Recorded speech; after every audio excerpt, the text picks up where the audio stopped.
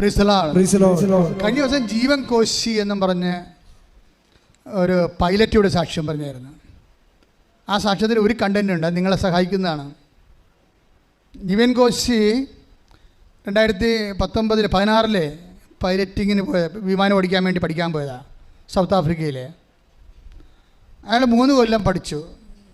അപ്പം നല്ല പൈലറ്റായിട്ട് 2019 പൈലറ്റായി. അപ്പോൾ ഈ ജീവൻ കോശിക്ക് പത്തനംതിട്ടക്കാരനാണ്. എത്ര വയസ്സുണ്ട്? 21 വയസ്സുണ്ട്. 21 വയസ്സിൽ മനുഷ്യൻ പൈലറ്റായി. പക്ഷേ വിമാനം പറപ്പിക്കാൻ പറ്റണില്ല. എന്താ കാര്യം? അതിന് ഇന്ത്യൻ ലൈസൻസ്, സൗത്ത് ആഫ്രിക്ക പഠിച്ചതല്ലേ. സൗത്ത് ആഫ്രിക്ക പഠിച്ചെങ്കിൽ 15 ദിവസത്തെ എന്തോ പറപ്പിക്കൽ ഇവിടെ പറപ്പിക്കണം ഇന്ത്യൻ വിമാനത്തിൽ. ഇന്ത്യയിൽ വേറെ പരീക്ഷ ഉണ്ട്. എയറോനോട്ടിക് എഞ്ചിനീയറിങ്ങിൻ്റെ വേറെ പരീക്ഷ ഇന്ത്യയിലുണ്ട്. നിങ്ങൾ ഏത് ലോകത്ത് എവിടെ പോയി ഫ്ലൈയിങ് പഠിച്ചാലും നമ്മുടെ രാജ്യത്തിന് ടെസ്റ്റുകളുണ്ട്. പക്ഷേ അത് എഴുതാൻ പറ്റണില്ല പുള്ളിക്ക്. പുള്ളി കോളറൊക്കെ കയറ്റി നല്ല മിടുക്കനായിട്ട് വന്നതാണ്. 21ാമത്തെ വയസ്സിൽ പൈലറ്റായിട്ട് വന്നതാണ്. പുള്ളിയെപ്പോലെ 21ാമത്തെ വയസ്സിൽ പൈലറ്റായ ആൾക്കാർ കുറവാണ്, വളരെ വിരലെണ്ണാനുള്ളത്. ഈ വിരലെണ്ണാനേ ഉള്ളതെന്ന് പറയുമ്പോൾ എന്താ പറയുന്നത്, അഹങ്കാരം കൂടി പുള്ളിക്ക്. അത് കാരണം പറപ്പിക്കാൻ പറ്റുന്നില്ല. ഇന്ത്യൻ പരീക്ഷയെല്ലാം തോറ്റു പോവുകയാണ്. അവൻ്റെ അമ്മ പറഞ്ഞ് മാതാവിൻ്റെ അടുത്ത് വാന്ന് പറഞ്ഞ്. അപ്പോൾ അവൻ പറഞ്ഞ് നിങ്ങളെ കൊണ്ടൊന്ന് ആക്കാൻ ഞാൻ കയറത്തില്ലെന്ന് പറഞ്ഞു. കാരണം ബുദ്ധിപരമായിട്ട് ആലോചിച്ചിട്ട് ഇതൊന്നും ശരിയല്ലെന്ന് തോന്നണമെന്നും. എന്തൊരു ബുദ്ധി! 21 വയസ്സാണല്ലേ, ഇത് ടാലി ആകണില്ല പുള്ളിക്ക്. എന്താ സംഭവം എന്ന് വെച്ച് കഴിഞ്ഞാൽ, ഇതെങ്ങനെയാണ് ദൈവം, അപ്പം ദാറ്റ് മീൻസ് ദൈവത്തെക്കുറിച്ചുള്ള കൺസെപ്റ്റ് വരെ ഭയങ്കര ഡാമേജ് ആയിരിക്കുമേ.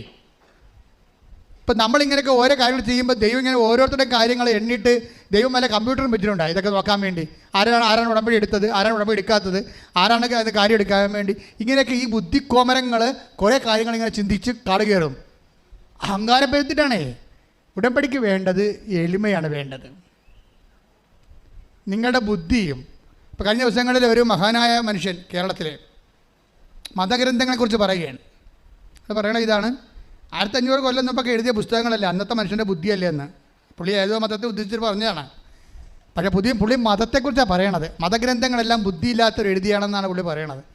അപ്പോൾ ഇവൻ്റെ ബുദ്ധി എന്തുണ്ടായതാണ്? നിങ്ങൾക്ക് എപ്പോഴും മനസ്സിലാക്കേണ്ട വിഷയം എന്ന് വെച്ചാൽ, ഞാനിപ്പോൾ ബൈബിൾ വായിക്കാൻ തുടങ്ങിയിട്ട് 75 തൊട്ടാണ് ഞാൻ ബൈബിൾ വായിക്കാൻ തുടങ്ങിയത്. 75, 2000, ഇപ്പോൾ എത്ര 2023, 43 കൊല്ലമായി. 43 കൊല്ലമായിട്ട് ഞാൻ ഈ പൗലോസ് അപ്പോസ്തലൻ്റെ പുസ്തകം വായിക്കുമ്പോൾ ഇരുന്ന് നിലവിളിക്കും. എന്താ കാര്യം? ഈ 2000 കൊല്ലം കഴിഞ്ഞാലും ഏത് ബുദ്ധിരാക്ഷസം വന്നാലും ഇത് പറയാൻ പാടാണെന്ന്. അത്രയ്ക്ക് അഭിഷേകമാണ്. അവിടെ ചോക്കാണെന്ന് എഴുതുന്നത്. നമ്മൾ വെറും പൗലോസ് അപ്പോസ്തലൻ വെറും ചോക്കാണ്. ആരാണ് എഴുതണത്? പരിശുദ്ധാത്മാവാണ് എഴുതണത്. നിത്യരക്ഷയെക്കുറിച്ചുള്ള ദൈവികമായ രഹസ്യങ്ങളാണ്. ലോകസ്ഥാപനം മുതലുണ്ടായിട്ടുള്ള രഹസ്യങ്ങളെ വെളിപ്പെടുത്തുന്ന ദൈവത്തിൻ്റെ വചനത്തിൻ്റെ ജ്ഞാനങ്ങൾ, ലോകത്തിൻ്റെ ബുദ്ധിമാന്മാരെ അവിടെ കുടിലതന്ത്രങ്ങൾ തന്നെ അവൻ കുടുക്കുമെന്ന് കർത്താവിൻ്റെ വചനത്തിലുണ്ട്. ബുദ്ധി അല്ല ഉപയോഗിക്കണം. ബുദ്ധി വരും ഒരു പട്ടിയുടെ ബുദ്ധിയെ മനുഷ്യൻ ശരിക്കും പറഞ്ഞ ചില സമയത്തേ ഉള്ളൂ. അത്രയേ ഉള്ളൂ. യവൻ എന്താ ദൈവത്തെ അളക്കാൻ പോണത്? അപ്പം നമുക്ക് പെട്ടെന്ന് തോന്നും നമ്മൾ ആരോ ആണെന്ന്. ഇപ്പോൾ കോളേജിലൊക്കെ ഞങ്ങൾ പഠിക്കുന്ന കാലത്ത് അവിടുത്തെ ചില പ്രൊഫസർമാർ വന്നിട്ട് കെമിസ്ട്രിയൊക്കെ പഠിപ്പിക്കുമ്പോൾ അവരോട് പറയും, ഞാൻ ആർട്സ് സ്റ്റുഡൻ്റാണ്. അപ്പോൾ കെമിസ്ട്രി സ്റ്റുഡൻറ്റിലൊക്കെ ഒരു അധ്യാപനമുണ്ട്, എപ്പോഴും ദൈവത്തിനെതിരെ സംസാരിക്കത്തുള്ളൂ. അപ്പോൾ അയാൾ എന്ത് കേമനാണ്, പിള്ളേരുടെ മുമ്പിൽ അയാൾ കേമനായിട്ട് പറയണം. ആ പെരിച്ചാഴിക്ക് വല്ലതറിയാവോ? ദൈവത്തെ കണ്ടു ഒരു സ്വർഗസ്ഥനായ പിതാവ് മനസ്സമാധാനം ചെല്ലാൻ കഴിയാത്തവൻ പിന്നെ എന്തിനാണ് ദൈവത്തെക്കുറിച്ച് പറയണത്? ഒരു നന്മ തെരഞ്ഞ മറിയം ദൈവസ്നേഹത്തോടെ ചെല്ലാൻ കഴിയാത്തവനെ, അതിനുള്ള ബുദ്ധിയും ബോധവും ഇല്ലാത്തവന്മാർ എന്തിനാണ് ദൈവം ഇല്ല ഉണ്ടാന്ന് പറയണത്? നീ കാണുകയോ കേൾക്കുകയോ പ്രാർത്ഥിക്കുകയോ ചെയ്തിട്ടുണ്ടോ? നിങ്ങൾക്ക് അനുഭവം ജ്ഞാനമില്ലാത്ത വിഷയത്തെക്കുറിച്ച് നിങ്ങൾ എന്തിനാണ് ഒരു ബോധമില്ലാത്ത ആൾക്കാരോട് സംസാരിക്കണത്? അതെല്ലാം ഇഡിയറ്റുകളാണ്. എന്താ കാര്യം? അവർ വലിയ കേവന്മാരാണെന്ന് മറ്റുള്ളവർ ധരിപ്പിച്ചിട്ട് ആളാകാൻ നോക്കുകയാണ്. ഇങ്ങനെയുള്ള ആളാകന്മാർ എന്തുമാത്രം ആൾക്കാരുടെ വിശ്വാസത്തെ നശിപ്പിച്ചിട്ടുണ്ടെന്നറിയാവോ? ഇതിനാണ് സാത്താൻ അവിടെ കൂടെ കൊണ്ടുവന്ന് വിതച്ചെന്ന് പറയുന്നത്. പ്രഭോ നമ്മൾ നല്ല വിത്തരെ വിതച്ചത്, പിന്നെ കളകൾ എങ്ങനെ ഉണ്ടായി എന്ന് ചോദിക്കുമ്പോൾ എന്താ പറയണത്? അത് ശത്രു ചെയ്ത പണിയാണെന്ന്. ശത്രു ചെയ്തപ്പോൾ നിരീശ്വരന്മാരിലൂടെയും പ്രവർത്തിക്കാൻ സാധ്യതയുണ്ട്.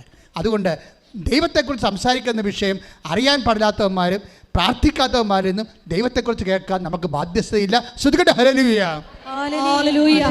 ഹല്ലേലൂയ.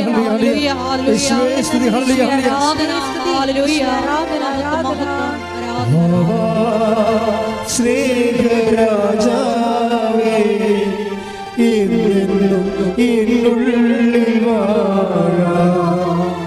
വാവാ സ്നേഹത്തിൻ പൂനിലാവേ എന്നുള്ളിൽ പരിശുദ്ധ പരമ ദിവ്യകാരുണ്യത്തിന് എന്നേരും ആരാധനയും സ്തുതിയും പുകഴ്ചയും ഉണ്ടായിരിക്കട്ടെ. പരിശുദ്ധ പരമ ദിവ്യകാരുണ്യത്തിന് എന്നേരും ആരാധനയും സ്തുതിയും പുകഴ്ചയും ഉണ്ടായിരിക്കട്ടെ. 4 5:4 ഗലാത്യർ 5:4 സ്തുതികട്ടെ. ഹല്ലേലൂയ ഹല്ലേലൂയ ഹല്ലേലൂയ ഹല്ലേലൂയ യേശുവേ നന്ദി. Hallelujah hallelujah. ഗലാത്യർ 5:4 നിയമത്തിലാണ് നിങ്ങൾ നീതീകരിക്കപ്പെടുന്നത് എന്ന് കരുതുന്നെങ്കിൽ ക്രിസ്തുവിനോടുള്ള നിങ്ങളുടെ ബന്ധം വിച്ഛേദിക്കപ്പെട്ടിരിക്കുന്നു. കൃപാവരത്തിൽ നിന്ന് നിങ്ങൾ വീണു പോവുകയും ചെയ്തിരിക്കുന്നു. കൃപാവരത്തിൽ നിന്ന് വീണു പോകാനുള്ള സാധ്യതയുണ്ട്. നമ്മൾ ഉടമ്പടിയിൽ ഒരു കൃപാവരമാണ് ഇതിലാണ് നിങ്ങൾ ജീവിക്കുന്നത്. ഇത് നിങ്ങളിങ്ങനെ നിയമം അനുസരിച്ച് ഇവിടുത്തെ ഉടമ്പടി നിബന്ധനകളും നിയമങ്ങളും കൃത്യമായിട്ട് കർക്കശമായിട്ട് പാലിക്കുന്നതിലാണ് ഉടമ്പടി ഇരിക്കണമെന്ന് വെച്ചാൽ നിങ്ങൾ കൃപാവരത്തിൽ നിന്ന് വീണു പോകും. മറിച്ച് ക്രിസ്തുവിനുള്ള നിങ്ങളുടെ വ്യക്തിപരമായ സ്നേഹത്തിൽ നിന്നാണ്. നിയമങ്ങളില്ലെങ്കിലും ക്രിസ്തുവുമായി നിങ്ങൾക്കുള്ള നിരന്തരമായ വ്യക്തിപരമായ സ്നേഹത്തിലാണ് ഉടമ്പടിയുടെ ലക്ഷ്യവും ഉടമ്പടി നിലനിൽക്കുന്നത്. ചില ആൾക്കാർ നിബന്ധനകളെയൊക്കെ പാലിക്കുന്ന പേടിച്ചാണ്. ചില അക്രൈസ്തവരൊക്കെ ചെന്ന് ഓഫീസിൽ ചോദിക്കും, അയ്യോ ഞങ്ങളെ ഇന്നലെ തിരികെട്ടുപോയി, ഒരു ദിവസം പ്രാർത്ഥിച്ചില്ല, വല്ല കുഴപ്പമുണ്ടാവുക. അതിനർത്ഥം എന്താണ്? നിബന്ധനകൾ നിങ്ങൾ പേടിക്കുന്നു എന്നതിൻ്റെ അർത്ഥം. അതിൻ്റെ മറുപടിയാണ് ഇപ്പോൾ ഈശോ പറഞ്ഞിരിക്കണത്. ഒന്ന് വായിച്ച് ശ്രുതികട്ടെ. ഹല്ലേലൂയ. നിയമത്തിലാണ് നിങ്ങൾ നീതീകരിക്കപ്പെടുന്നത് എന്ന് കരുതുന്നെങ്കിൽ, നിയമത്തിലാണ്, നിബന്ധനകളിലാണ്, നിബന്ധനകൾ നിയമപൂർവ്വം പാലിക്കുന്നതിലാണ് നിങ്ങൾ നീതീകരിക്കപ്പെടുന്നു എന്ന് കരുതുന്നെങ്കിൽ ക്രിസ്തുവിനോടുള്ള നിങ്ങളുടെ ബന്ധം വിച്ഛേദിക്കപ്പെട്ടിരിക്കുന്നു. Praise the Lord. ഡ്രാസ്റ്റിക്. അതായത് ക്രിസ്തുവിനോടുള്ള നിങ്ങളുടെ ബന്ധം വിച്ഛേദിക്കപ്പെടും. അപ്പം നിങ്ങൾ നിയമത്തിൻ്റെ നൂലാമാലകൾ കടിച്ചു തൂങ്ങിയിട്ട് അത് പാലിക്കുന്നതിലാണ് നിങ്ങൾ ലക്ഷ്യം വെക്കണമെന്നുണ്ടെങ്കിൽ ഓട്ടോമാറ്റിക്കായിട്ട് ക്രിസ്തുവിനുള്ള ബന്ധം നിങ്ങൾ വിച്ഛേദിക്കപ്പെട്ടിരിക്കുന്നു. വായിച്ചോളൂ. കൃപാവരത്തിൽ നിന്ന് നിങ്ങൾ വീണു പോവുകയും ചെയ്തിരിക്കുന്നു. കൃപാവരത്തിൽ നിങ്ങൾ വീണു പോവുകയും ചെയ്തിരിക്കുന്നു. എൻ്റെ മക്കളെ, അപ്പോൾ എന്താ വിഷയം? ക്രിസ്തുവിനോടുള്ള സ്നേഹത്തിലാണ് നിങ്ങളിതെല്ലാം ചെയ്യേണ്ടത്. മനസ്സിലായില്ലേ? അപ്പോൾ ഇനി ഇൻ കേസ് തീർന്നു പോയാലും ഉപ്പ് തീർന്നു പോയാലും എന്താണ് ഉപ്പ് തീരാത്തത്? എന്താണ്? കർത്താവിനുള്ള സ്നേഹവും. ആ സ്നേഹമുള്ളവൻ സ്നേഹത്തിൽ ജീവിക്കും, സ്നേഹത്തിൻ്റെ സുവിശേഷത്തിന് സാക്ഷിയാകും. ഉടമ്പടി തന്നെയാണ് നിലനിൽക്കുന്നത്. ശ്രദ്ധിക്കട്ടെ.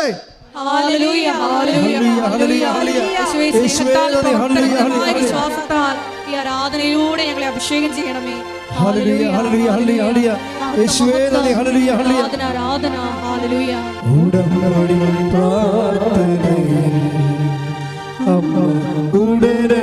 പരിഹാരമേകം അവർ പറയുന്നതും ജീവിതം ധന്യമായി. ഈ കൃപാവരത്തിൽ നിന്ന് വീണു പോകുന്നവരെ കുറിച്ചാണ് നമ്മൾ സംസാരിച്ചുകൊണ്ടിരിക്കുന്നത്. അവസാനമായിട്ട് സംഖ്യ 14:22 വായിച്ചേ.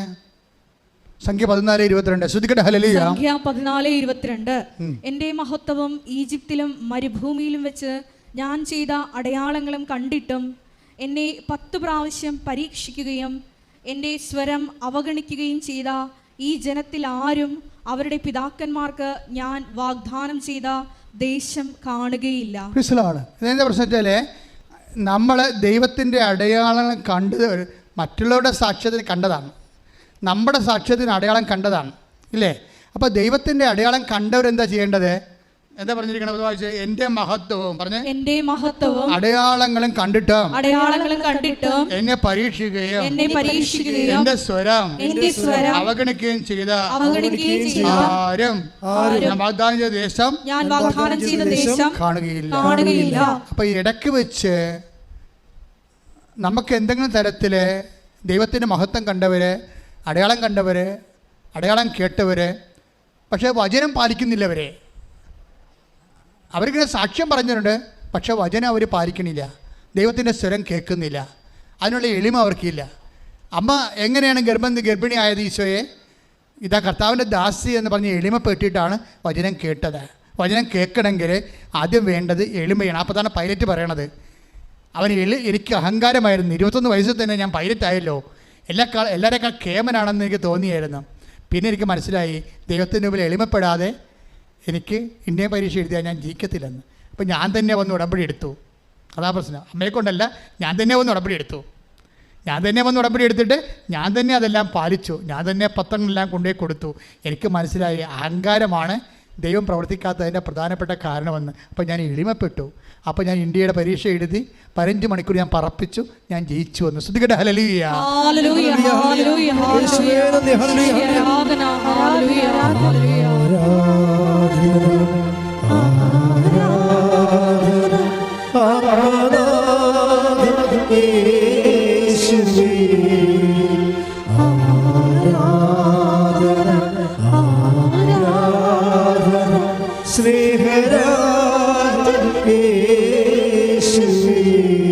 ഇപ്പം നിങ്ങൾക്ക് മനസ്സിലായില്ലേ? ദൈവത്തിൻ്റെ വചനങ്ങളെ പാലിക്കണമെങ്കിൽ നമുക്ക് എന്താ വേണ്ടത്?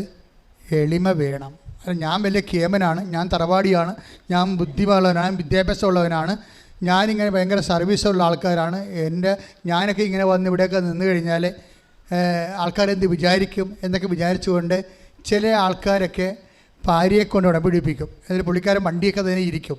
ആ ഇരിപ്പ് തറവാതിരോഗ്യപ്പോൾ അവിടെ ഇരിക്കുകയുള്ളൂ, ഇയാൾ രക്ഷപ്പെടത്തില്ല. എന്താ കാര്യം? ദൈവത്തെ അറിയാം നീ ശുംഭനാണെന്ന്, നീ അഹങ്കാരിയാണ്. നിനക്കാണ്ട് 4 ലക്ഷം രൂപ ശമ്പളം കിട്ടുമെന്ന് പറഞ്ഞാൽ ദൈവത്തിന് താൻ മസിൽ പിരിപ്പിച്ച് കാണിക്കുകയാണ്. വല്ല കാര്യമുണ്ടോ വന്ന് പണി മേടിക്കാൻ? മര്യാദയ്ക്ക് എളിമപ്പെടണം. എളിമപ്പെട്ട് പറയണം, കർത്താവേ ഞാനൊരു ശ്വാസം പോകുമ്പോൾ തീരാനേ ഉള്ളൂ. എന്നെ നീ ഇവിടെ കൊണ്ടുവന്നിരിക്കണം, എനിക്ക് ജോലി, എൻ്റെ മക്കൾക്ക് ജോലി തരാനൊന്നുമല്ല. നീ എന്നെ തന്നെ നിന്നെ അറിയിക്കാൻ വേണ്ടി കൊണ്ടുവന്നതാണ്. ഞാനത് മനസ്സിലാക്കുന്നു. ഞാൻ എളിമപ്പെട്ടുകൊണ്ട് മറ്റുള്ളവരെക്കുറിച്ച് എന്ത് ധരിച്ചാലും നിന്നെക്കുറിച്ച് ഞാനെന്ത് ധരിക്കുന്നു അതാണ് എൻ്റെ ധാരണയെന്ന് ഞാൻ മനസ്സിലാക്കുന്നു. ശ്രദ്ധിക്കട്ടെ.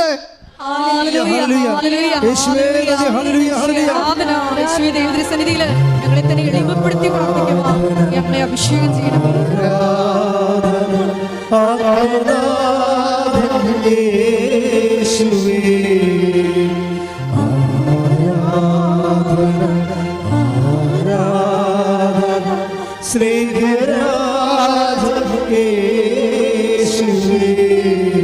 നിങ്ങൾ ഉടമ്പടി ഒന്നും ചെയ്യണ്ട. ഞാൻ നിങ്ങൾക്ക് ഒരു നിയോഗം മാത്രമേ തരത്തുള്ളൂ. നിങ്ങൾ ദൈവത്തെ കർത്താവേ നിന്നെ ഒന്ന് സ്നേഹിക്കാൻ എന്നെ പഠിപ്പിക്കണമേ. ഉടമ്പടി ഏറ്റവും വലിയ വാതിലാണിത്. വെച്ചാൽ ദൈവത്തിന് ഒന്ന് കറകളഞ്ഞ് വേറെ ഉദ്ദേശമൊന്നും ഇല്ലാതെ ദൈവം തന്നെ ഏറ്റവും വലിയ ഉദ്ദേശമായിക്കൊണ്ട് ദൈവത്തെ സ്നേഹിച്ച് ജീവിക്കാൻ ഓരോ വിഷയവും ജീവിതത്തിൽ വരുമ്പോൾ ദൈവത്തിൻ്റെ സ്നേഹത്തെ അതെങ്ങനെ വർദ്ധിപ്പിക്കുമെന്ന് നോക്കിക്കൊണ്ട് ആ വിഷയത്തെ സമീപിക്കാൻ പ്രത്യേക അഭിഷേകം, കലേബിൻ്റെ അഭിഷേകത്താൽ എന്നെ അഭിഷേകം ചെയ്യുന്നത്. ശ്രദ്ധിക്കട്ടെ. ഹല്ലേലൂയ.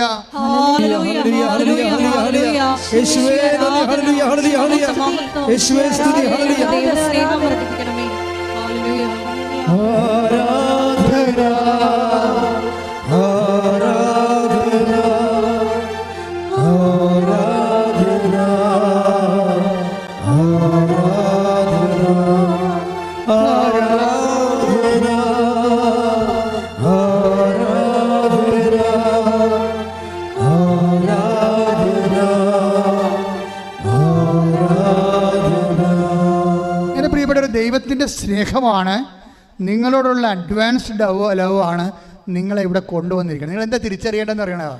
നിങ്ങൾക്ക് വിഷയമുണ്ട്, പ്രശ്നങ്ങളുണ്ട്, പ്രാരാബ്ധമുണ്ട്, രോഗമുണ്ടെന്നല്ല. നിങ്ങൾ തിരിച്ചറിയണം ദൈവം നിങ്ങളെ സ്നേഹിക്കുന്നുവെന്നാണ്. കാര്യം ഇന്നുവരെ കണ്ടിരിക്കുന്ന കൃപാസനം മാതാവിലൂടെയാണ് ഈ കാലഘട്ടത്തിൽ ദൈവത്തിൻ്റെ ഏറ്റവും വലിയ സ്നേഹം ജനങ്ങളിലേക്ക് കൈമാറുന്നതെന്ന് ഉള്ള ധാരണ എനിക്കുള്ളത്. തെറ്റിദ്ധാരണയൊന്നുമല്ല. എൻ്റെ ധാരണയ്ക്ക് ആവശ്യമായ ഉപോത്ബലമായ അനുദിന സാക്ഷ്യങ്ങൾ കേട്ടാൽ മതി. എൻ്റെ പേര് ഷീല, ഞാൻ മൂവാറ്റുപുഴയിൽ നിന്ന് വരുന്നു. ഞാൻ മാസ്റ്റേഴ്സ് കഴിഞ്ഞ് ഇപ്പം അസിസ്റ്റൻറ്റ് പ്രൊഫസറായിട്ട് വർക്ക് ചെയ്യുന്ന ഒരാളാണ്. എൻ്റെ ഫാദർ വഴിയാണ് ഞങ്ങൾ കൃപാസനത്തിൽ വരുന്നത്. ഫാദർ യൂട്യൂബിൽ ഇതുപോലത്തെ സാക്ഷ്യങ്ങൾ കേട്ട് ഞങ്ങളെ കാണിച്ചു തരികയും അതുവഴിയാണ് ഞങ്ങൾ കൃപാസനത്തിനെ കുറിച്ച് അറിയുകയും ഇവിടെ വരികയും ചെയ്യുന്നത്. വന്നിട്ട് ഉടമ്പടി എടുത്ത് നടത്തിയ കാര്യങ്ങൾ സാധിച്ച് തരികയൊക്കെ ഉണ്ടായി. ഞങ്ങൾ ഇവിടെ വന്ന് പ്രാർത്ഥിച്ച പല കാര്യങ്ങളും നടന്നിട്ടുണ്ട്. അപ്പം എനിക്ക് ഇങ്ങനെ ഓസ്ട്രേലിയയിൽ പഠിക്കാൻ പോകണം, പഠനത്തിന് പോകണമെന്നുള്ള ഒരു വലിയ ആഗ്രഹമായിരുന്നു. ഞങ്ങൾക്ക് അതിനെക്കുറിച്ച് ഒന്നും അറിയില്ലായിരുന്നു. ശരിക്കും പറഞ്ഞാൽ ഞങ്ങളുടെ ഫാമിലിയിൽ അങ്ങനെ പോയ ആരും ഇല്ല. ഞങ്ങൾക്ക് അങ്ങനെ അതിനെക്കുറിച്ച് അഡ്വൈസ് തരാനൊന്നുമില്ല. അപ്പോൾ ഞങ്ങൾ പല കാര്യത്തിലും ആദ്യമായിട്ട് ഇറങ്ങുന്ന ആളുകളായതുകൊണ്ട് ഒരുപാടധികം സങ്കീർണതകൾ ഫേസ് ചെയ്യേണ്ടി വന്നിട്ടുണ്ട്. കഴിഞ്ഞ സെപ്റ്റംബറിൽ ഞാൻ ആദ്യമായിട്ട് IELTS ജോയിൻ ചെയ്യാൻ പോകുമ്പോഴും ഞാൻ വളരെയധികം ആശങ്കപ്പെട്ടിരുന്നു. എവിടെ ചേരണം, എവിടെയാണ് നല്ലത് ഒന്നും അറിയത്തില്ല. ഞാൻ പലയിടത്ത് പോയി അന്വേഷിച്ചു, ഗൈഡൻസ് തരാനൊന്നും ആരുമില്ല. അങ്ങനെ ഞാൻ മൂവാറ്റുപുഴയിൽ പല IELTS ഉള്ള സ്ഥലങ്ങളിൽ അന്വേഷിച്ചപ്പോൾ ഒരു സ്ഥലത്ത് ഞാൻ ചെല്ലുകയും അവരോട് സംസാരിക്കുകയും എനിക്ക് കുറച്ചൊരു പോസിറ്റിവിറ്റി തോന്നുകയും ചെയ്തു. ഞാൻ അവരുടെ നമ്പർ സേവ് ചെയ്തപ്പോൾ എനിക്ക് കാണാൻ പറ്റിയത് കൃപാസന മാതാവിൻ്റെ പ്രൊഫൈൽ പിക്ചറാണ്. ഞാൻ കൂടുതലൊന്നും ആലോചിച്ചില്ല, ഇത് തന്നെയാണ് എൻ്റെ സ്ഥലം എന്ന് ഞാൻ ഉറപ്പിച്ച് ഞാൻ അവിടെ തന്നെ ജോയിൻ ചെയ്തു. പല ആളുകൾക്കും IELTS കിട്ടാനായിട്ട് ഒരുപാടധികം പ്രതികൂലങ്ങൾ വന്നിട്ടുണ്ടെന്ന് ഞാൻ സാക്ഷ്യങ്ങൾ വഴിയും മറ്റും ഞാൻ കേട്ടിട്ടുണ്ട്. എൻ്റെ കേസിൽ ഞാൻ ഓൾറെഡി ജോലി ചെയ്യുന്ന ഒരാളാണ്. കണ്ടിന്യൂസ് ആയിട്ട് ക്ലാസ്സുകൾ അറ്റൻഡ് ചെയ്യാനൊക്കെ ഉള്ള ബുദ്ധിമുട്ടുണ്ട്.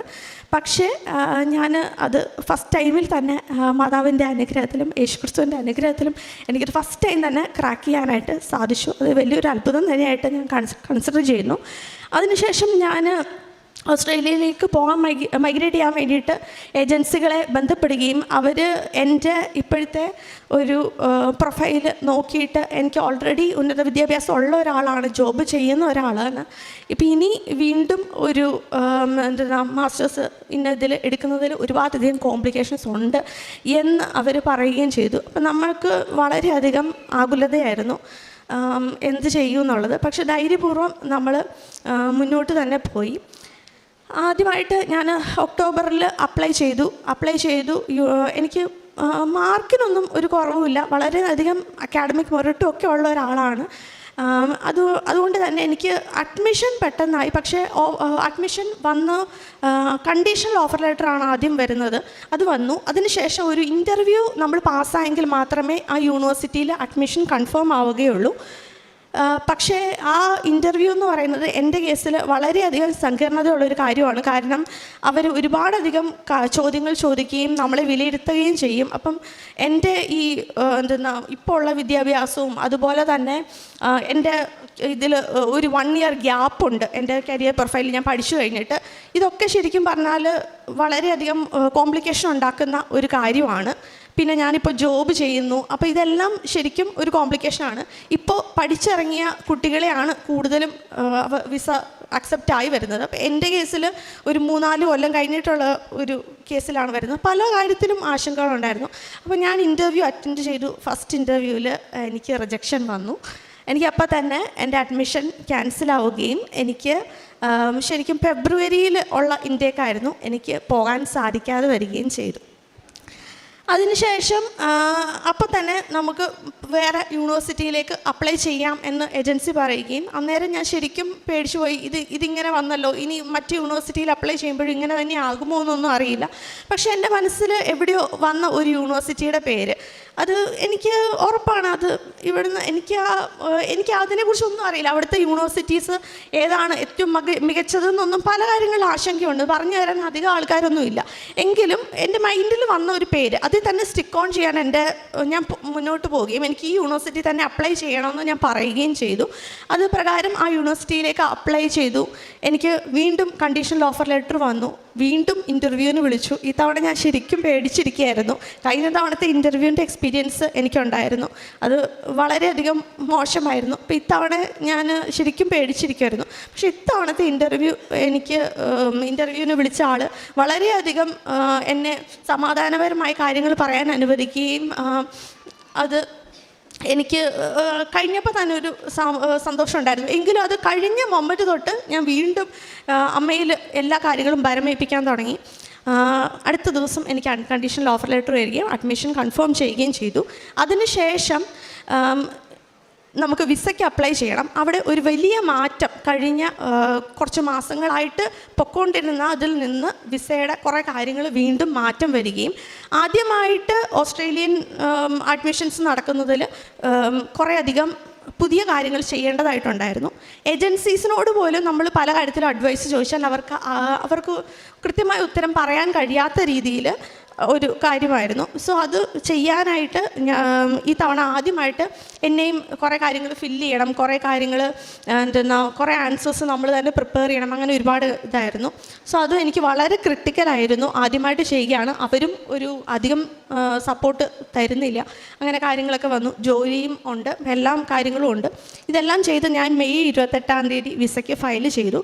അന്നേരമാണ് ഞാൻ ഫയൽ ചെയ്യുന്ന സമയത്താണ് ഏജൻസി പറയുന്നത് ഇത്തവണ വിസ വളരെയധികം ഡിലേ ആയിരിക്കും, ഇത്തവണ മുന്നത്തെ പോലെ അല്ലാത്ത രീതിയിൽ 50% വിസ റിജക്റ്റ് ചെയ്യാനാണ് ഓസ്ട്രേലിയ തീരുമാനിച്ചിരിക്കുന്നത് എന്ന് പറഞ്ഞു. അതുപോലെ വിസ ഫീസ് കുത്തനെ കൂട്ടുകയും ചെയ്തു. ഇവിടെ എനിക്ക് ശരിക്കും ഒരു ആശങ്കയായിരുന്നു. കാരണം എൻ്റെ കേസിൽ വിസ ലഭിക്കുക എന്നുള്ളത് തന്നെ വളരെ ചാൻസ് ഉള്ളൊരു കാര്യമാണ്. അതിൻ്റെ ഇടയ്ക്കാണ് വീണ്ടും ഇതുപോലെ ഒരു വിസ റിഫോം വന്നത്.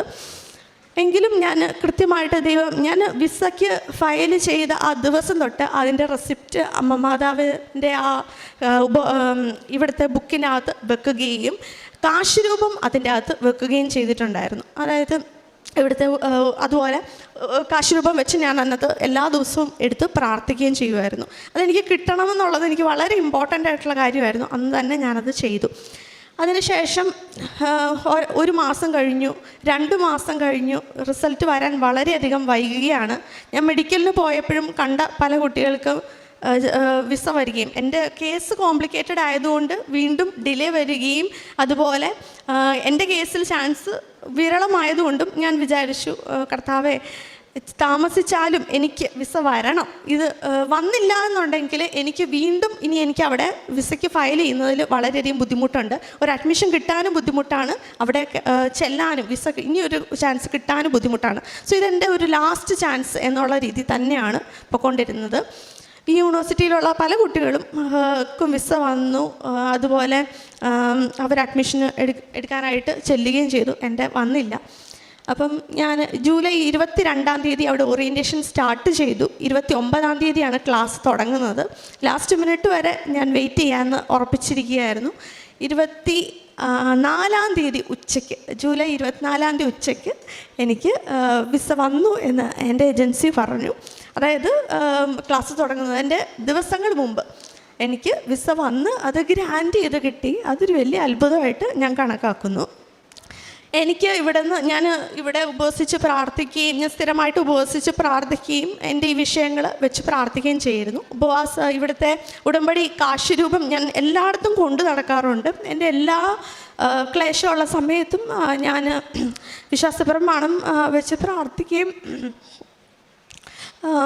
അതുപോലെ തന്നെ ഉപവസിച്ച് പ്രാർത്ഥിക്കുകയും ചെയ്തിട്ടുണ്ട്. അതുപോലെ ഇവിടുത്തെ ഉപ്പ് ഞാൻ ഉപയോഗിക്കാറുണ്ട്.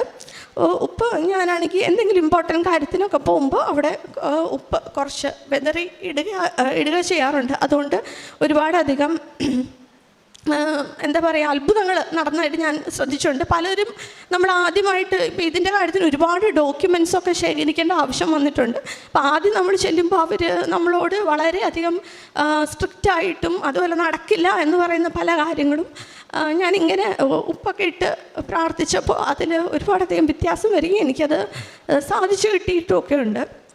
അതുപോലെ ഉടമ്പടി തൈലം ഞാൻ നെറ്റിയിൽ വരച്ച് പ്രാർത്ഥിക്കാറുണ്ട്.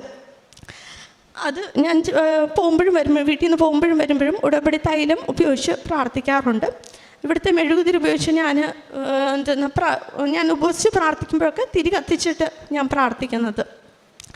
പിന്നെ എനിക്ക് ശരിക്കും വിസയ്ക്ക് ലഭിക്കുന്നതിന് മുമ്പ് തന്നെ ഇവിടുത്തെ ഞാൻ പറഞ്ഞിട്ടുണ്ടായിരുന്നു എനിക്ക് വിസ ലഭിക്കുമ്പോൾ തന്നെ ഞാൻ ഒരാഴ്ചയ്ക്കുള്ളിൽ ഞാൻ പോകുന്നതിന് മുമ്പ് ഞാൻ സാക്ഷ്യം പറഞ്ഞോളാമെന്ന് ഉള്ള നേർച്ചയുണ്ടായിരുന്നു. അതുപോലെ എനിക്ക് വിസ കിട്ടുന്നതിന് മുമ്പ് തന്നെ ഞാൻ എൻ്റെ ഡയറിയിൽ ഇവിടെ പറയാനുള്ള സാക്ഷ്യം ഓൾറെഡി എഴുതി വെച്ചിരുന്നു. അതിനുശേഷം എനിക്ക് അടുത്ത 2 ദിവസത്തിനുള്ളിൽ എനിക്ക് വിസ വന്നു. കാരുണ്യ പ്രവർത്തികൾ ഞങ്ങൾ ഇവിടുത്തെ പത്രം വിതരണം ചെയ്യാറുണ്ട്. ആദ്യം വിതരണം ചെയ്യുമ്പോൾ ഇത് ഇത് എത്ര പേര് വാങ്ങിക്കും, അതിനകത്ത് ക്രിസ്ത്യാനികളുണ്ടോ എന്ന് അങ്ങനെയൊക്കെ കുറച്ച് നമുക്ക് ഇതുണ്ടായിരുന്നു, ഒരു ആശങ്ക ആർക്ക് കൊടുക്കും. പക്ഷേ ഞാൻ കണ്ടത് വളരെ അത്ഭുതകരമായ ഒരു കാര്യമാണ്. ഞാൻ ഇത് വെച്ച് നിൽക്കുമ്പോൾ പല കുട്ടികളും എൻ്റെ അടുത്ത് വന്നിട്ട് ആവശ്യപ്പെടാറുണ്ട് കൃപാസനത്തിലെ പത്രം. അതുപോലെ ഞങ്ങൾ ഹോസ്പിറ്റൽസിൽ പോകുമ്പോൾ ഇത് കൊടുക്കുമ്പോഴൊക്കെ പുതിയ ലക്കമാണോ എന്ന് ചോദിച്ചുകൊണ്ട് ഇങ്ങോട്ടേക്ക് വന്ന് കുറച്ച് പേര് വാങ്ങിച്ചുകൊണ്ട് പോകാറുണ്ട്. അങ്ങനെ ഞങ്ങൾ പത്രം വിതരണം ചെയ്യും. ഞങ്ങൾ ഗവൺമെൻറ് ഹോസ്പിറ്റലിൽ രോഗികളെ സന്ദർശിക്കുകയും അതുപോലെ അവർക്ക് ഭക്ഷണം വാങ്ങിച്ചു കൊടുക്കുകയും ചെയ്തിട്ടുണ്ട്. പിന്നെ നമ്മൾ കഴിയുന്ന രീതിയിൽ പാവങ്ങളെ സഹായിക്കാറുണ്ട്. ഞാൻ പറയുകയാണെങ്കിൽ ഒരുപാടധികം ആത്മീയമായിട്ട് ആഴുന്ന ഒരു സമയമാണ്. ഇതിൽ നമുക്ക് സ്റ്റാർട്ടിങ് തൊട്ട് ഒരുപാട് കാര്യങ്ങളിൽ ഡൗട്ട്സ് ഉണ്ട്. നമുക്ക് പറഞ്ഞു തരാനായിട്ടുള്ള ആളുകൾ വളരെ കുറവാണ്. അപ്പം എല്ലാ കാര്യത്തിലും ഇത് നമ്മൾ ചെയ്യുന്നത് ശരിയാണോ, നമ്മൾ ചെന്ന സ്ഥലം ശരിയാണോ, അങ്ങനെ ഒരുപാട് ആശങ്കകളുണ്ട്. അപ്പം ഒക്കെ ഞാൻ ഈ കാശ് രൂപ എപ്പോഴും എൻ്റെ കയ്യിലുണ്ടാവും. കാശ് രൂപത്തിൽ വെച്ച് ഞാൻ പ്രാർത്ഥിച്ച് വിശ്വാസപ്രമാണം ചൊല്ലി കഴിയുമ്പോൾ ഒരു ആത്മീയമായൊരു ശക്തി നമുക്ക് വരുന്നതായിട്ട് എനിക്ക് തോന്നുന്നു. ഒരു കോൺഫിഡൻസ് എൻ്റെ കൂടെ ഉണ്ട്, അമ്മ ഉണ്ടെന്നുള്ള ഒരു കോൺഫിഡൻസ് ഉണ്ട്. അപ്പോൾ അതുവഴി ഞാൻ മുന്നോട്ട് പോയിക്കൊണ്ടിരിക്കുകയായിരുന്നു. നമുക്ക് ബാങ്ക് ലോൺ എടുക്കുന്ന കേസിലാണേലും പല സ്ഥലത്തും നമ്മൾ ചെല്ലുമ്പോൾ അവർ നമ്മളോട് വളരെ ഒട്ടും സൗമ്യമായിട്ടൊന്നുമല്ല പെരുമാറുന്നത്. നമുക്ക് ഇന്ന ആവശ്യങ്ങളുണ്ടെന്ന് പറയുമ്പോഴൊന്നും പലപ്പോഴും നമുക്ക് അവർ നമ്മളെ ആ ഒരു രീതിയിലൊന്നും എടുക്കില്ല. പക്ഷേ നമുക്ക് ശരിയായ ഒരു സ്ഥലം എപ്പോഴും എനിക്ക് കണ്ടുപിടിക്കാനായിട്ട് പറ്റിയിട്ടുണ്ട്. അന്നേരം എൻ്റെ വിശ്വാസം തന്നെയാണ്, എൻ്റെ പ്രാർത്ഥന, എൻ്റെ കാശുരൂപം കയ്യിലുള്ളപ്പോൾ ഞാനൊരു 3-4 സ്ഥലത്ത് കലഞ്ഞൊരിഞ്ഞ് നടന്നാലും കറക്റ്റ് സ്ഥലത്തേക്ക് എനിക്ക് എത്തിച്ചേരാനായിട്ട് എപ്പോഴും സാധിച്ചിട്ടുണ്ട്. അത് എൻ്റെ യേശുവിൻ്റെ അനുഗ്രഹവും എൻ്റെ അമ്മ മാതാവിൻ്റെ കൃപയുമാണെന്ന് എനിക്ക് ഉറപ്പുണ്ട്. നമ്മൾ കാരുണ്യ പ്രവർത്തികൾ ചെയ്യുന്നതിൽ പൊതിച്ചോറ് കാര്യങ്ങളൊക്കെ നമ്മൾ കൊടുക്കാറുണ്ട്. പാവപ്പെട്ട ആളുകൾക്ക് സഹായവും അതുപോലെ പൊതിച്ചോറ് വാങ്ങിച്ച് ഉച്ചഭക്ഷണമായിട്ട് ആളുകൾക്ക് കൊടുക്കാറുണ്ട്. അതുപോലെ നമ്മൾ ആശുപത്രികളിൽ സന്ദർശിക്കുമ്പോൾ അവരോട് സംസാരിക്കുകയും അവരുടെ പ്രശ്നങ്ങൾ പറയുകയും ചെയ്യും. അതിൽ തന്നെ കുറച്ച് പേര് നമ്മുടെ അടുത്ത് ഇങ്ങോട്ട് വന്ന് പറയും, ഞങ്ങൾക്ക് ഇന്ന പ്രശ്നങ്ങളുണ്ട്, ഞങ്ങൾക്ക് വേണ്ടിയും പ്രാർത്ഥിക്കണമേ എന്ന് പറയാറുണ്ട്. ഞങ്ങളത് ഞങ്ങളുടെ ഉപവാസ പ്രാർത്ഥനയിൽ ഓർക്കാറുമുണ്ട്. അവർക്ക് വേണ്ടിയിട്ടും നമ്മൾ പ്രാർത്ഥിക്കാറുണ്ട്. പിന്നീട് എനിക്ക് ഒരു കാര്യം പറയാനുള്ളത് എൻ്റെ ഫാദറിൻ്റെ കാര്യമാണ്. എൻ്റെ ഫാദറിന് ഹാർട്ട് ഡിസീസ് ഉള്ളതാണ്. 2029 തൊട്ട് മേജറായിട്ടുള്ള 3 ബ്ലോക്സ് ആൻജിയോപ്ലാസ്റ്റി വഴി റിമൂവ് ചെയ്ത് ഇരിക്കുന്ന ആളാണ്. പപ്പയ്ക്ക് 2021 ഇതുപോലെ വീണ്ടും പ്രശ്നങ്ങൾ വരികയും അന്ന് ആൻജിയോഗ്രാം ചെയ്യുകയും ചെയ്ത് ഒരു മേജർ ബ്ലോക്ക് വീണ്ടും കണ്ടുപിടിക്കുകയും ചെയ്യുകയും ചെയ്തു. അപ്പോൾ അന്നേരം ജീവന് തന്നെ ഭീഷണിയുള്ള ആ ബ്ലോക്ക് എടുത്തു മാറ്റാനായിട്ട് അപ്പോൾ തന്നെ പറയുകയും അത് ചെയ്യുകയും ചെയ്തു. അന്ന് അവർ വാണിംഗ് തന്നിരുന്നു, ഇനിയും ഇതുപോലെ എന്തെങ്കിലും വരികയാണെങ്കിൽ രക്ഷിക്കുക എന്നുള്ളത് അത്ര ഈസി അല്ല, ബൈപ്പാസ് മാത്രമേ എന്തെങ്കിലും ഒരു കാരണവശാൽ വരികയാണെങ്കിൽ തന്നെ ബൈപ്പാസ് ചെയ്യാൻ പറ്റുള്ളൂ, എന്നാൽ ഒരു ഉറപ്പും പറയാൻ പറ്റില്ല എന്ന് പറയുകയും ചെയ്തു. ഈ കഴിഞ്ഞ മാസങ്ങൾക്ക് മുമ്പ് വീണ്ടും പപ്പയ്ക്ക് ഹാർട്ടിന് ബുദ്ധിമുട്ട് തോന്നുകയും ആശുപത്രി കൊണ്ടുപോവുകയും ചെയ്തു. അന്ന് ഞങ്ങൾക്ക് ഒരുപാടധികം പേടിയായിരുന്നു. കാരണം ഇനി എന്തെങ്കിലും വന്നു കഴിഞ്ഞാൽ വളരെ ബുദ്ധിമുട്ടാണെന്ന് അന്നേ പറഞ്ഞ കാര്യമാണ്. അപ്പോൾ ഇത്തവണ ആൻജിയോഗ്രാം ചെയ്ത് കയറ്റിയപ്പോൾ തൊട്ട് ഞങ്ങളെല്ലാവരും പ്രാർത്ഥനയിലായിരുന്നു. അതിൻ്റെ റിസൾട്ട് ആൻജിയോഗ്രാം ചെയ്ത് ഡോക്ടർമാർ പുറത്തിറങ്ങി റിസൾട്ട് വരുന്നത് വരെ ഞങ്ങൾ പലരും പല സ്ഥലത്താണ്. ഞാൻ എൻ്റെ ജോലി സ്ഥലത്ത്, വീട്ടുകാർ ആശുപത്രിയിലൊക്കെ ആയിരുന്നു. ഞാൻ എൻ്റെ ജോലി സ്ഥലത്ത് വെച്ചിട്ട് തന്നെ പ്രാർത്ഥിക്കുകയായിരുന്നു. ആ പ്രാർത്ഥന ഡോക്ടർ അതിൻ്റെ റിസൾട്ട് പറയുന്നത് വരെ ഞാനവിടെ മെഴുതിരിച്ച് പ്രാർത്ഥിക്കുന്നുണ്ടായിരുന്നു. അതിന് ഒരു കോംപ്ലിക്കേഷനും ഇല്ല, ജീവന് ഭീഷണിയുള്ള ബ്ലോക്കൊന്നും അന്നേരം ഇല്ല എന്ന് പറഞ്ഞ് ഉറപ്പ് വരുത്തിയിട്ടാണ് ഞങ്ങൾ പ്രാർത്ഥന നിർത്തിയത്. അതൊരു വലിയ ഒരു അത്ഭുതമായിട്ട് ഞാൻ കണക്കാക്കുന്നു. കാരണം ഒന്നും ചെയ്യാനില്ല എന്ന് ഡോക്ടർ പറഞ്ഞ ഒരു കാര്യമാണ് അത്. പിന്നെ എനിക്ക് ഒരു കാര്യം കൂടി പറയാനുള്ള എൻ്റെ അനിയൻ്റെ ജോലിയുടെ കാര്യമാണ്. എൻ്റെ അനിയൻ MBAക്ക് വേണ്ടിയിട്ട് നോയിഡയിലാണ് പഠിച്ചുകൊണ്ടിരുന്നത്. അതിനുശേഷം അവന് ജോലി കിട്ടാനായിട്ട് തുടക്കത്തിൽ പല കമ്പനികൾ വന്നിട്ടുണ്ടെങ്കിലും അവന് അതിനകത്തൊന്നും കയറി പറ്റാനായിട്ട് സാധിച്ചില്ല. പിന്നീട് ഞങ്ങൾ അത് വിഷയം വെച്ച് പ്രാർത്ഥിക്കുകയും ഒരുപാട് ഇൻ്റർവ്യൂസിന് ശേഷം അവന് ഒരു ക്യാമ്പസ് പ്ലേസ്മെൻറ്റ് ശരിയാവുകയും ചെയ്തു. ക്യാമ്പസ് പ്ലേസ്മെൻറ്റ് കിട്ടി. അവന് നോർത്തിൽ തന്നെ, നോയിഡയിൽ തന്നെ ഒരു കമ്പനിയിലാണ് അവന് ട്രെയിനിങ്ങും അതുപോലത്തെ ജോലിയും ശരിയായത്. അന്നേരം അവനൊരു വലിയ ആഗ്രഹം ഉണ്ടായിരുന്നു, വീട്ടിൽ നിന്ന് മാറി നിന്നിട്ട് ഇപ്പോൾ 2 കൊല്ലമായി. ജോലിക്കും നോർത്തിലാണ്. അവന് ഇങ്ങോട്ടേക്ക് വീടിൻ്റെ അടുത്തേക്ക് കിട്ടിയിരുന്നെങ്കിലെന്നൊരു വലിയ ആഗ്രഹമായിരുന്നു. പക്ഷേ അത് നടക്കുക എന്നുള്ളത് അത്ര ഈസി ആയിരുന്നില്ല. അപ്പം ഇവർക്ക് ബാംഗ്ലൂർ ഒരു ബ്രാഞ്ചുണ്ട്, ബാംഗ്ലൂർ ഹൈദരാബാദും ഒക്കെ ഒരു ബ്രാഞ്ചുണ്ട്. പക്ഷേ അവിടെ വേക്കൻസി ഇല്ല എന്ന് പറയുകയും അവനിങ്ങോട്ടേക്ക് വരാൻ സാധിക്കില്ല എന്ന് അറിയിക്കുകയും ചെയ്തു. എങ്കിലും ഞങ്ങളത് വിഷയം വെച്ച് പ്രാർത്ഥിച്ചു. അമ്മയും പപ്പയും ഞാനും എല്ലാവരും ഇത് വിഷയം വെച്ച് പ്രാർത്ഥിച്ചു. അതിൻ്റെ ഫലമായി അവൻ ഒന്നുകൂടി അത് അവരോട് ചോദിച്ചു, എങ്ങനെയെങ്കിലും സൗത്തിലേക്ക് കിട്ടുകയിരുന്നെങ്കിൽ എന്ന് ചോദിച്ചു. അന്നേരം അവർ പറഞ്ഞു ഹൈദരാബാദിലേക്ക് ട്രൈ ചെയ്യാമെന്ന് പറഞ്ഞു. അങ്ങനെ ഹൈദരാബാദിലേക്ക് അവന് ട്രെയിനിങ്ങിന് വിടാമെന്നുള്ള ഒരു ധാരണയായി. അങ്ങനെ ഇരിക്കെ ലാസ്റ്റ് മൊമെൻറ്റിലാണ് ഇവന് ബാംഗ്ലൂർ ട്രെയിനിങ്ങിന് പൊക്കോ എന്ന് അവർ പറയുന്നത്.